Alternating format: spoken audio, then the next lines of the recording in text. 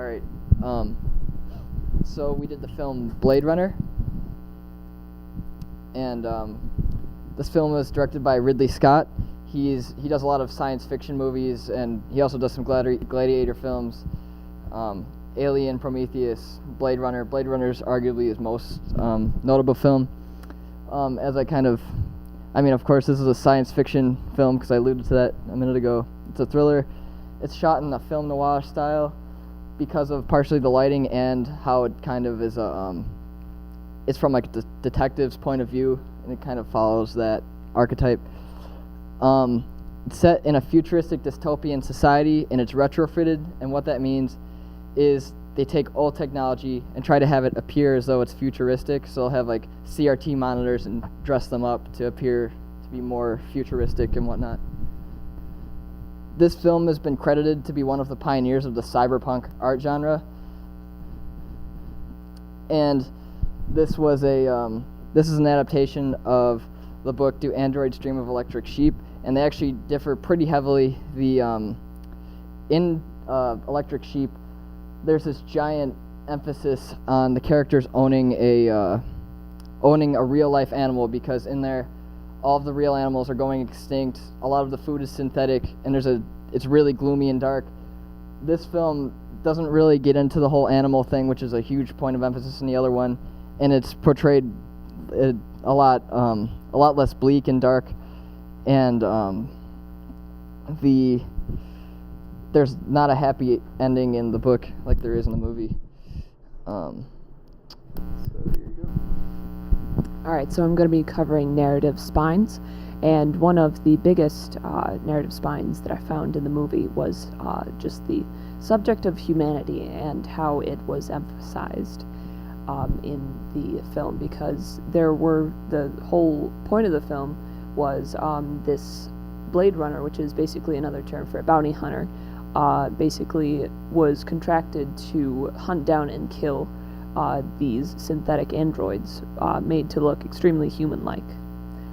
And the whole the narrative spine that I found was like what really makes humans human.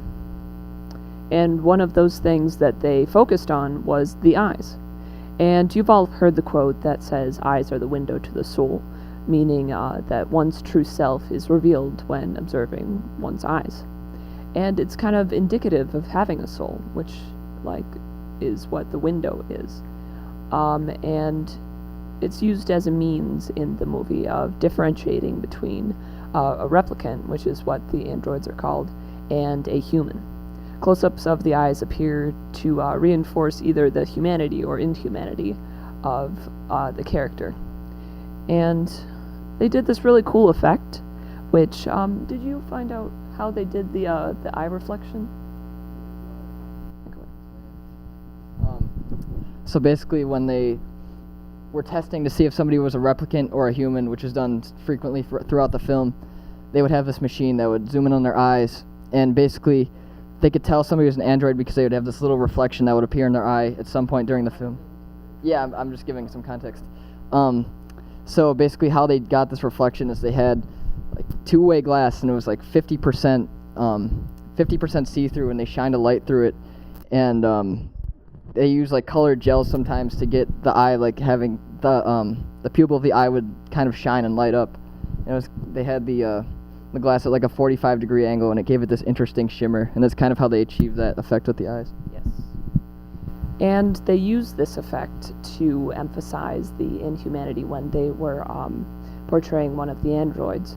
And there's a lot of points in the film where just the eyes are either zoomed in on or emphasized in some other way. Like you can see in the beginning of the movie, like there's fire shooting up out of like skyscrapers and stuff, but that's reflected in like the eye of somebody. And it's used as a means of kind of looking into that window, into the soul. And another thing that plays into the subject of eyes is memories, and the fact that these people have been made. They don't have memories, they're artificial beings. But that humanity aspect, which is like the major spine that I had noticed. I just forgot what I was saying. Well, basically, memories come into play when emphasizing humanity, when the main character, who's played by Harrison Ford, questions a android named Rachel of her humanity, but she kind of refutes this by saying, "Oh, I remember when I was like sitting on my front porch with my mother," and she lists off all these things that she remembers from her childhood, but Harrison Ford reiterates that these are like synthetic memories that somebody else has placed in her. And this kind of just, throughout the whole film, the battle, I guess, between humanity and inhumanity is very apparent when you have contrasts like that.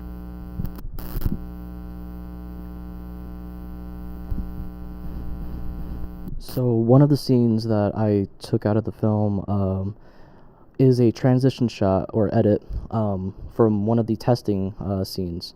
Right now we're looking at Rachel, and when she blows her smoke, it transitions into a new scene. And what this is a metric montage. A lot of the movie is very slow paced with its long shots and really slow edits and cuts. But in this scene, it's very noticeable because in this scene we walk into what is like a huge mansion with outside there's being like a sun. This is the only point in the movie that we see this sun. And notably, when we ever talk about like how long time has passed, we normally just kind of judge either the time of day or sometimes what the characters would say in their dialogue. But this was interesting because throughout this whole scene, they're going back and forth constantly asking questions. And through the edits, they make it seem like it was taken through like hours and hours of just going on back and forth. And with a lot of the composites of just like film on top of just fading into another film, we can already guess as the audience that this has taken just a large amount of time until they wrap it up with just a little bit of narrative just to kind of help it out. So this big passage of time is kind of a key element in the story making process because before we get to the climax, the whole movie is taken in perspective of our main character. The edits help the main character kind of show him in some sort of way that he's just in a state of thought the entire movie. He's not taken in like very closely or just not really enforced and just like in one shot. He's always taken in different scenes of walking, looking around, or investigating. And the editing really does help out in those sort of ways. Okay, so the cinematography. The cinematographer was Jordan Cronenweth. I'm not exactly sure on his name. His son is actually also a cinematographer, and his son has done The Social Network and Fight Club. And his father, the one who did this film, his most notable film was Blade Runner. So it kind of runs in the family. But anyway, the film is very high contrast. On the streets, you'll see a lot of bright colors and neon signs that are constantly flashing. And basically, they actually lit a lot of the movie with neon signs. And any neon sign that's pictured on screen, which it's constant, they're turned down a lot because they're really bright, and they had it be just kind of a flicker. And a lot of the shots have been compared to Bosch because there's a lot of scenes where whenever they're on the streets, there's a lot of people kind of packed together, running around in black, dull clothing, and they're kind of following a certain path. And they did that because they wanted it to be kind of reminiscent of ants in this dystopian society where everyone's just kind of chaotic, following the flow, just reinforcing the dystopian theme. And there's a lot of ambient light. You'll see in like almost every shot, you've got smoke or rain or shattering glass in the background, and it's kind of lighting up the whole back, and you get these really nice silhouettes and forms. And a lot of the film's kind of dark and low light. Well, except for like the neon like highlights that are on everything. And what the director said is that he wanted the cinematography to kind of mirror that of the 1937 film Citizen Kane, which that's a shot from Citizen Kane, and you'll notice in the clips I show you that it's kind of a similar, a lot of backlit smoke, things like that. So this shot in particular, this is a scene where the main character is hunting down this lady, kind of irrelevant, but as you can see, there's a lot of neon signs everywhere and lights, and it's kind of giving this flashing effect. And I guess they had to do this shot multiple times to get it exactly how they wanted. I think they did it 3 times, and redesigning the storefront. And they shot it with a high FPS camera, so they could get this kind of flashing, flickering effect, and it kind of made the shot really beautiful, as you can see. So yeah, that's that one there. All right, this one, the one man's being interviewed by the other to see if he is a replicant or not. And what's interesting with these edits is it kind of starts out from the side of the table, and each of the people at the table are giving an equal like screen size.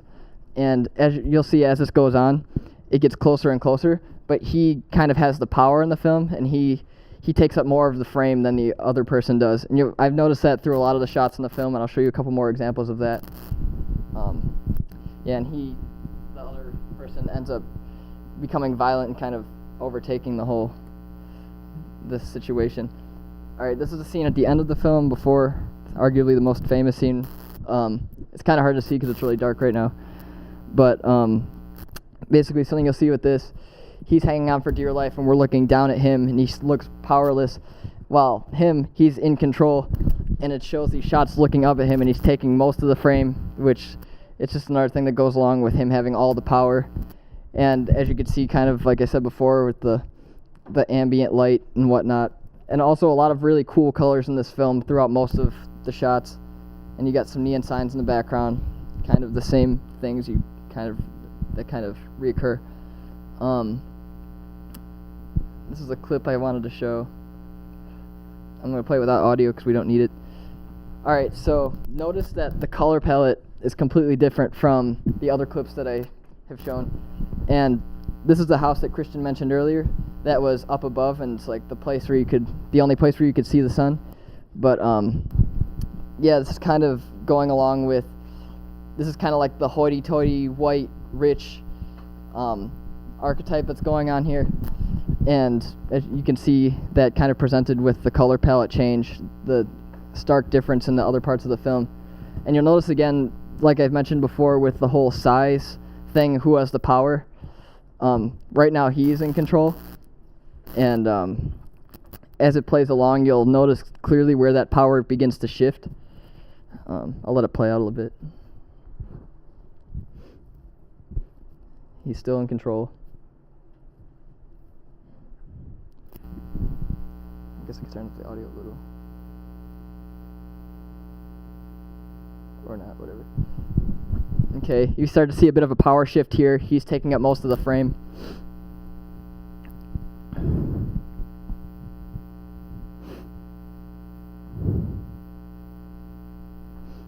He's kind of in the background, and he's kind of covered up by something, and it kind of emphasizes that he's in the background, but he's kind of minute in comparison to the others here.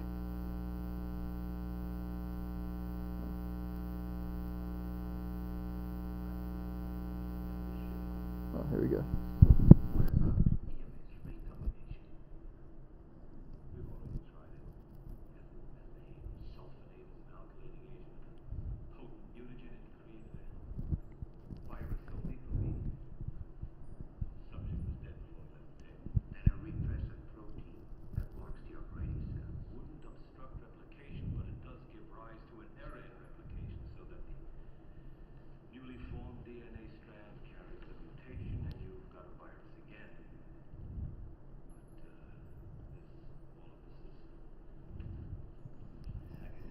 Taking power back.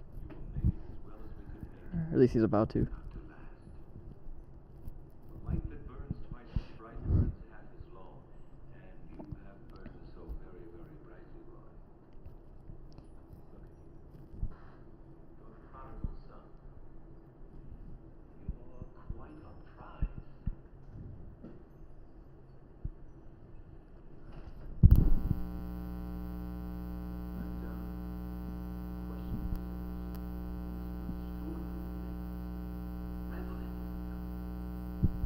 Okay, now we're getting a power shift. He's really large in the frame. He's giving him that look.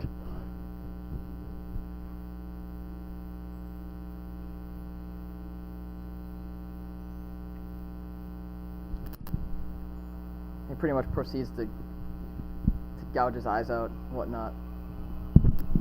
But there are a lot of shots where the person's power in the film is dictated by their size in the frame.